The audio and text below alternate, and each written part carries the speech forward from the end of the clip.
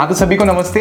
Computer laptop की इस जो वीडियोस की सीरीज़ है जिसमें हम आपको बता रहे हैं कि क्या बातें आपको ध्यान रखनी होती हैं, और पिछले कुछ वीडियोस आ चुके हैं उसमें उसी सिलसिले में आज एक वीडियो है जहाँ पर हम एक स्पेशल जगह पर आए हुए हैं। पीछे देख करके आप समझ पा रहे होंगे कि यहाँ पर ढेर सारे जो हैं कंप्यूटर लैपटॉप्स रखे हुए हैं। तो एक सवाल हमारे मन में रहता है कि हमें पुराना लैपटॉप या कंप्यूटर लेना चाहिए या फिर नहीं लेना चाहिए।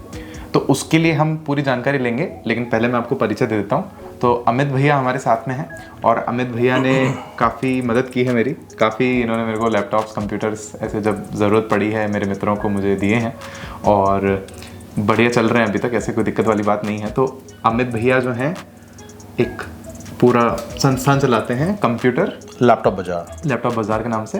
तो आप अमित भैया कितने समय से ये कर रहे हैं, और पहला सवाल हम आपसे यही पूछेंगे कि भाई स्टूडेंट है कोई जी, तो पुराना कंप्यूटर या लैपटॉप लेवे या नहीं लेवे? पहले तो मैं आपके व्यूअर्स को नमस्कार बोलूँगा। फ्रेंड्स, जैसे कि आप सब जानते हैं कि सेकेंड हैंड जब वर्ड आता है तो अपने दिमाग में बहुत सारे क्वेश्चंस उठते हैं कि सेकेंड हैंड लेना चाहिए नहीं लेना चाहिए, उसका बैकग्राउंड क्या है या उसका क्या पास्ट रहा है। तो मेरी नज़र में जो मैं इस ट्रेड में 18 सालों से काम कर रहा हूँ, मेरी फर्म का नाम कंप्यूटर लैपटॉप बाजार है और हम बेसिकली रीफर्बिश में हम काम करते हैं। ये रीफर्बिश लैपटॉप्स होते हैं बैंक्स, कॉर्पोरेट ऑफिस या इंपोर्टर के थ्रू हमारे पास आए होते हैं। मतलब किसी इंडिविजुअल से लिया हुआ लैपटॉप या कंप्यूटर नहीं होता है, और वो भी लेना थोड़ा रिस्की होता है किसी इंडिविजुअल से, क्योंकि हमको उसका पास्ट नहीं पता होता। किसी इंडिविजुअल से लिया होगा, हो सकता है उन्होंने रिपेयर करवाया हो। और रीफर्बिश में बेसिकली क्या होता है कि ये हमारे पास में मतलब जो जेन्युइन सोर्सेज होते हैं उनके थ्रू आता है हमारे पास, बैंक्स, कॉर्पोरेट ऑफिस या इंपोर्टर के थ्रू। जैसे कुछ पर्टिकुलर टाइम के बाद में कंपनीज अपग्रेड करती हैं अपने सिस्टम्स को, जो कि जो पहले के जो सिस्टम्स होते हैं वो काफ़ी कम कीमत में, इवन आप विश्वास नहीं करेंगे 80-90% डिस्काउंट के साथ में ये लैपटॉप कंप्यूटर मिल जाते हैं। तो ये जो बेसिकली डिफरेंस होता है यूज्ड का और रीफर्बिश का, मेन डिफरेंस यही होता है कि आपको जो सोर्सेज होते हैं रीफर्बिश में आपको सोर्सेज पता होते हैं कि हमारा प्रोडक्ट कहाँ से आया हुआ है, और यूज्ड में आपको सोर्सेज नहीं पता होते, तो थोड़ा सा रिस्की होता है। बाकी अगर आपको पता है कि हाँ किसी इंडिविजुअल से आपने लिया है लैपटॉप, तो वो एक अलग बात है। बाकी किसी शॉप पे जाके जहाँ पे एक ही तरह के 100 पीस हों, तो वहाँ से लेना थोड़ा सा वैल्यूएबल भी होता है और एक गुडविल के हिसाब से भी आप ले सकते हैं। तो ये बेसिक डिफरेंस होता है। मतलब कहने का मतलब पुराना लेना ज़्यादा रिस्की होता है सर। पुराना अगर आप ले रहे हो तो कोई जानकार है, बहुत ही अच्छा जानकार है, और आपको भी अच्छी समझ है अगर जी आपका अगर तो नोन है, नोन से आप ले रहे हैं, आपको पता है उसका बैकग्राउंड क्या है, किस यूज में आया है, या वो रिपेयर किया हुआ है या नहीं, ये अगर आपको कंफर्म है तो आप ले सकते हैं। लेकिन अगर आपको नहीं पता है तो मैं आपके व्यूअर्स को यही सजेस्ट करना चाहूँगा कि रीफर्बिश में जाइए। जो रीफर्बिश में लैपटॉप्स होते हैं वो अपनी बॉटम प्राइस पे होते हैं, मतलब आप उसको साल 2 साल यूज़ करके भी सेल करेंगे ना तो आपको उसकी वैल्यू मिल जाएगी। आपको रिग्रेट नहीं होगा कि अपन ने इतना पैसा डाला है। सपोज करिए आपने 15,000 का कोई लैपटॉप लिया, आप साल 2 साल के बाद में यूज़ करने के बाद बेच रहे हैं और उसको अगर 8-10 हज़ार भी वैल्यू मिल रहा है तो आपको रिग्रेट नहीं होगा। और एक आपने नया लैपटॉप लिया, सपोज कीजिए i5 का लैपटॉप लिया आपने, 40-45,000 रुपीज़ से नीचे आपको i5 का लैपटॉप कहीं नहीं मिलेगा, पर्सनल सीरीज़ वाला भी। और आप उसको साल भर के बाद में आप सोचेंगे मुझे अपग्रेड करना है, तो आप विश्वास मानिएगा उसके 15,000 भी मार्केट में नहीं मिलेंगे। तो ये मतलब डेप्रिसिएशन बहुत कम होता है और वैल्यू फॉर मनी काउंट होता है। इस तरह के मतलब ऐसे हम देख सकते हैं कि रिफर्बिश जो लैपटॉप है, जैसे कि अमित भैया बता रहे हैं, बड़ी बड़ी कंपनियों में जो इकट्ठे लोग काम में लेते हैं कंप्यूटर्स, लैपटॉप्स, तो वो पूरी की पूरी कंपनी जब बदलती है, बड़े बड़े बैंक अपग्रेड सब कुछ मतलब वो अपने लिए और बेहतर लेते हैं, तो वो सारे के सारे जो हैं वो एक साथ देते हैं। और रीफर्बिश में आप फ्रेंड्स ये ध्यान रखिएगा, रीफर्बिश का मतलब रिपेयर किए वो नहीं होते हैं। रीफर्बिश का मतलब होता है कुछ, जैसे सपोज कीजिए कीज मतलब थोड़ी सी मिट गई हैं तो की रिप्लेस हो गया, स्क्रीन में अगर आपको कहीं से स्क्रैचेस लग रहे हैं तो वो रिप्लेस होता है। अब कोई भी रिपेयर प्रोडक्ट नहीं होता है रीफर्बिश में। जो भी पार्ट मतलब उसमें अगर खराब हुआ है तो वो पार्ट चेंज हुआ है, खराब नहीं होता है एक्चुअली। कुछ लगता है ना कि भाई आउटलुक उसका, जैसे बॉडी में कहीं से स्क्रैचेस लग रही हैं तो बॉडी उसकी चेंज हो जाएगी। एलसीडी में आपको लग रहा है कहीं स्क्रैच सा लग रहा है या कुछ आपको इस तरह का लग रहा है तो डिस्प्ले चेंज हो जाता है, मतलब लगेगा उसी उसका, ऐसा नहीं कि आप कंपनी का ही जो चीज है वही लगेगी। तो जैसे एक चीज मैं पूछ रहा था, जैसे मान लीजिए कोई प्रोडक्ट कोई ले रहा है चेक करके, तो उसको कुछ क्या क्या चीजें चेक करनी होती है उसमें? देखिए बेसिक तो उसकी कॉन्फ़िगरेशन होती है और फिजिकल आपको चेक करना होता है कि कहीं से टूटा फूटा तो नहीं है। बाकी और कॉन्फ़िगरेशन वाइज आप खुद समझदार हैं तो आप देखिए कि भाई आपको कॉन्फ़िगरेशन क्या रिक्वायर कर रहा है।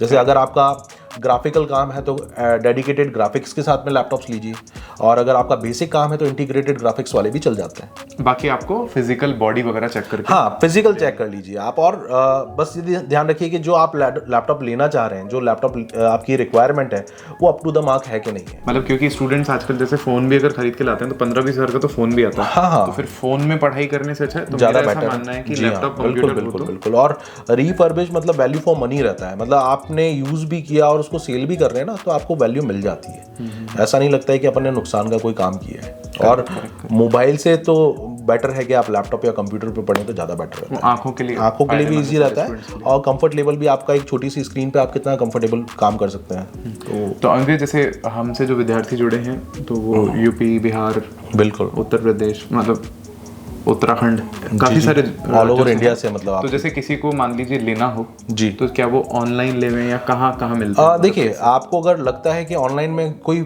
ऐसी शॉप है या फिर कोई फर्म ऐसी है जो बहुत अच्छी गुडविल से काम कर रहे हैं, जहाँ से लेना उचित है तो ले सकते हैं, ऐसी कोई दिक्कत नहीं है। लेकिन बस कंफर्म होना चाहिए। आजकल क्या है कि ऑनलाइन में काफ़ी फ्रॉड हो रहा है, मतलब बताते कुछ और हैं और पेमेंट ले लेते हैं, उसके बाद में पहुँचाते नहीं है, बहुत सारे इश्यूज़ होते हैं। तो वो थोड़ी बहुत चीज़ों का ध्यान रखना होता है। कई बार क्या होता है कि बुकिंग अमाउंट बोलते हैं कि आपको बुकिंग अमाउंट हम चार्ज कर रहे हैं, फिर बाद में गायब भी हो गए। जैसे होता है ना कि आपको ऐसा प्राइस ऐसा बताएंगे आपको अट्रैक्ट करने के लिए कि जैसे जो पॉसिबल ही नहीं है कि जो 10,000 में मिल सकता है। जैसे आप आज जो हम 25,000 का लैपटॉप दे रहे हैं सपोज करो, वो ऐसी प्राइस बताएंगे 10,000 में दे रहे हैं, तो आदमी उसके ट्रैप में आ जाता है और वो बोलते हैं कि भाई आप कुछ अमाउंट टोकन अमाउंट दे दीजिए, बाकी अमाउंट आपके डिलीवरी के टाइम होगा। तो 1,000 रुपये आपसे सपोज करो ले लिए और 1,000 रुपये गायब। तो इस तरह का ट्रैप भी चल रहा है, तो इस चीज़ के लिए आप सतर्क रहें। ये सतर्क रहें। और मान लीजिए जैसे फॉर एग्जांपल आपका तो कोई सेंटर नहीं है दूसरे राज्यों में? नहीं, हमारा कोई सेंटर राजस्थान में ही अजमेर से ही होता है। पहले हमारे सेंटर हुआ करते थे जब हमारा एनजीओ चलता था कंप्यूटर शिक्षा अभियान के नाम से, तब हमारे हर उसमें सेंटर्स थे जहाँ से हम स्कूल कॉलेजेस में कंप्यूटर लैब प्रोवाइड किया करते थे।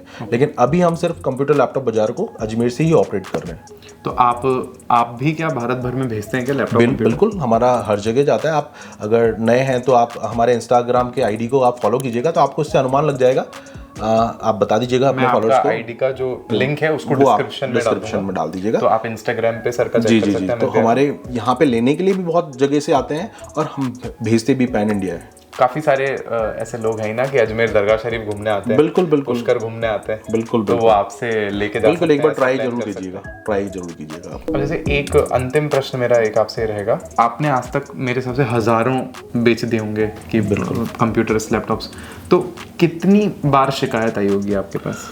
हार्डली, मतलब ये समझ लीजिए 5 से 10% होता है, और वो भी सॉफ्टवेयर रिगार्डिंग आता है। हार्डवेयर रिगार्डिंग तो बहुत ही रेयर आता है। और सॉफ्टवेयर में भी क्या होता है, आप सिंपली फॉर्मेट करिए, वापस न्यू इंस्टॉलेशन करिए, सॉफ्टवेयर वगैरह डालिए, सारी चीज़ें रेक्टिफाई हो जाती हैं। तो एज सच हार्डवेयर से रिलेटेड मुश्किल से 5 से 10% चांसेस होते हैं, और वो भी रिपेयरेबल होते हैं। अगर सपोज कीजिए किसी का 6 महीने में कोई दिक्कत भी आया तो वो रेक्टिफाई हो जाता है, ऐसी कोई दिक्कत नहीं। हाँ, फिजिकल अगर टूट जाए, गिर जाए, जल जाए, सपोज करिए जैसे अभी बारिश का मौसम आने वाला है, बारिश में पानी चला गया, तो वो तो फिर कोई कुछ नहीं कर सकता, चाहे आप नया भी लेंगे। तो इन चीज़ों का आप ध्यान रखिए। तो अमित भैया बहुत बहुत धन्यवाद, आपने समय दिया, स्टूडेंट्स को गाइड किया। बिल्कुल। और मैं हमारा जो लर्न एंड शेयर का जो मुझे याद है, दूसरा जो लैपटॉप था, पहला तो हमारा निखिल सर का लैपटॉप था, दूसरा जो लैपटॉप था वो हमने आपसे लिया था जी। तब हमारे पास में धनराशि की बड़ी समस्या थी जी। और वो अभी तक चल रहा है, हालांकि उसकी बैटरी चेंज करवाई हमने। हाँ, ये रहता है सर, क्योंकि क्या होता है कि जैसे बैटरी तो 1 साल 2 साल इसमें तो आपको चेंज करवानी पड़ती है, साल भर के अंदर आपको बैटरी तो चेंज करानी होती है। और फिर वो भी बैटरी का भी मैं आपको एक बार और बताऊं, कई बार क्या होता है कि अपन 100% चार्जिंग के बाद में भी प्लग इन करके रखते हैं, तो उसका बैटरी बैकअप धीरे धीरे ड्रेन होता जाता है। अगर आप 100% चार्जिंग हो जाता है और रिमूव कर लिया आपने चार्जर, तो उसका बैटरी बैकअप बरकरार रहता है, मतलब कम ड्रेन होती है उसकी। मतलब इसमें ये भी होता है, जैसे मैंने साइंटिफिकली देखें तो कोई सी भी बैटरी है, मोबाइल की, लैपटॉप की, गाड़ी की, आप उसको फुल चार्ज करो और एकदम उसको खत्म करने तक यूज करो, फिर वापस फुल चार्ज करो, फिर उसको खत्म करने तक यूज करो, तो उसकी लाइफ जो है अच्छी रहती है। कई लोग क्या होता है कि परमानेंटली उसको चार्जिंग पे लगा के ही काम करते रहते हैं, तो नेचुरल बात है कि उसकी बैटरी खराब हो जाती है। तो यही एक ध्यान रखने की बात है कि बैटरी का अगर आपको बैकअप अच्छा रखना है तो 100% चार्जिंग के बाद में चार्जर रिमूव कर लो। तो स्टूडेंट्स, पता चल गया होगा आपको, और अमित भैया अजमेर से ही हैं।